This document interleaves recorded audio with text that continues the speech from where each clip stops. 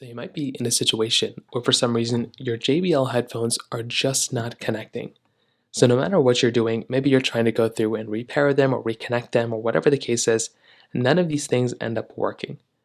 Now, this can happen for a couple of different reasons. Number one, the first thing I'd recommend doing is to go through and make sure these particular headphones are fully plugged in and connected inside of your headphone case.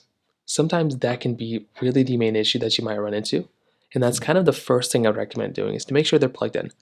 Next up, I'd recommend going through and making sure that they're fully, if your JBL case has these LED indicators at the front, go ahead and just, make sure this thing is plugged in and make sure it's charging, because that can very well be another big issue that you might run into.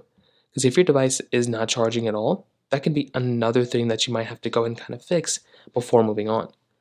On top of that, your device might be giving you some weird issues too. So you might want to see if they're, if they're coming on, if they're turning on and everything like that.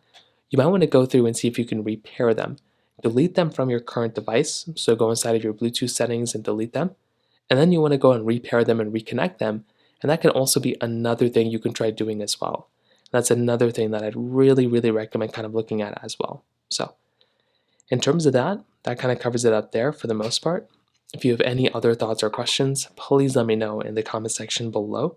Hit the like button, that would mean so much, but definitely hit that subscribe button. More importantly than everything else, I love every single one of you guys. Hopefully I'll catch you guys in the next video. Peace out, everyone.